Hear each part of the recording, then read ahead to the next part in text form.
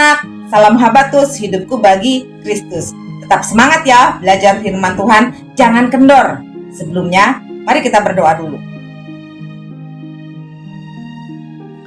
Tuhan Allah Bapa kami yang bertata di dalam kerajaan surga, kami saatnya mau belajar firman-Mu. Tuhan tolonglah pimpin kami dari awal sampai pada akhirnya. Roh Kudus-Mu yang memberikan pengertian kepada kami sehingga kami boleh mengerti setiap firman yang kami dengar bersama-sama. Pimpin kami dari awal sampai akhirnya ya Tuhan. Ampuni dosa kesalahan kami dalam nama Tuhan Yesus. Kami sudah berdoa bersyukur. Amin. Anak-anak, pernah gak kamu merasa diri paling benar, paling sempurna, paling pinter, paling segala-galanya daripada teman-teman sekitar kamu? Kamu merasa sudah mengikuti firman Tuhan yang sudah kamu baca, sehingga kamu merasa kerohanian kamu beda dari teman-temanmu. Wah, semoga tidak ada ya, dan pastinya kalian semua saling menghargai. Seperti pembacaan Alkitab kita yang diambil dari Roma 2 ayat 17-19, saya akan menolong untuk membacakan ayat 23. Engkau bermegah atas hukum Taurat.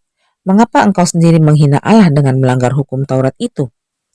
Anak-anak, Alkitab mengatakan bahwa orang-orang Yahudi merasa diri lebih baik dan benar daripada orang kafir karena mereka memiliki hukum Taurat.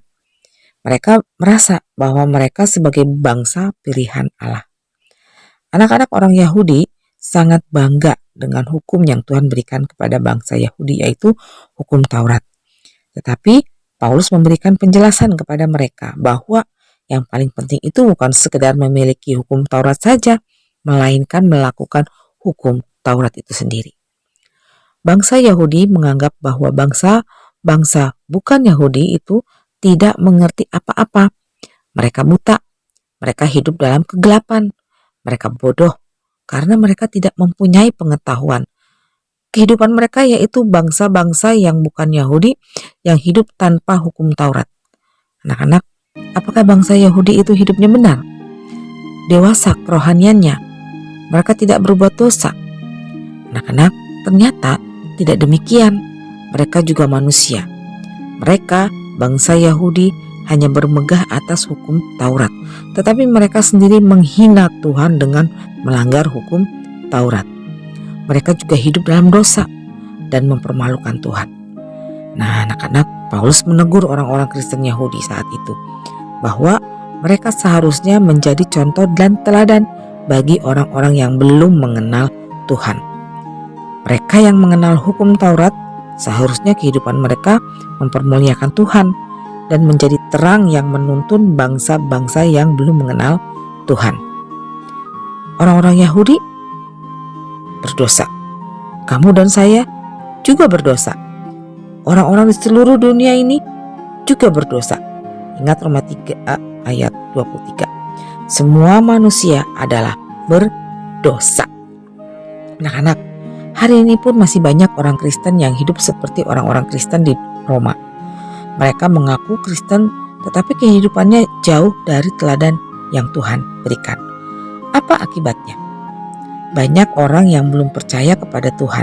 Mereka melihat hidup orang percaya yang tidak baik. Contoh, teladan yang Tuhan berikan kepada kamu, saya, dan semua orang di dunia ini ketika Allah Bapa menyuruh anaknya yang tunggal untuk datang ke dunia ini, meninggalkan kerajaan surga, menjadi serupa dengan manusia yang dikandung oleh seorang perawan yang bernama Maria, lahir di sebuah kandang yang hina, yang dibungkus dengan kain lampin.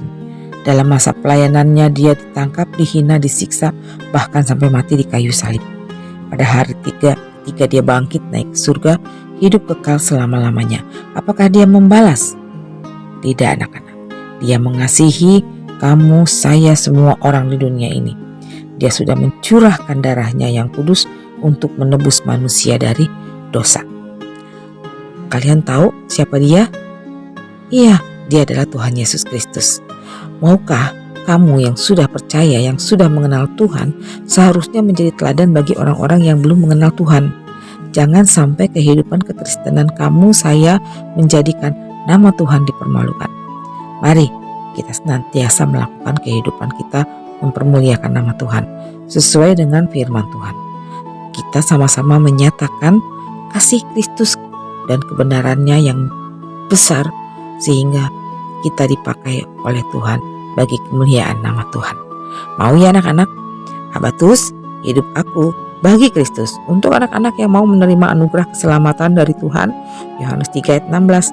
Karena begitu besar kasih Allah akan dunia ini, sehingga ia telah mengaruniakan anaknya yang tunggal, supaya setiap orang yang percaya kepadanya tidak binasa, melainkan beroleh hidup yang kekal. Mari kita berdoa. Tuhan Yesus, kami bersyukur karena kami mempunyai Allah yang begitu mengasihi kami. Tolonglah kami supaya dalam kehidupan kami terus untuk memuliakan nama Tuhan. Roh Kudus-Mu ya Tuhan, yang memampukan kami untuk kami boleh terus bersandar kepadamu dan melakukan hal yang berkenan kepada Engkau. Dalam nama Tuhan Yesus kami sudah berdoa. Amin. Sampai jumpa lagi. Tuhan Yesus memberkati. Dah.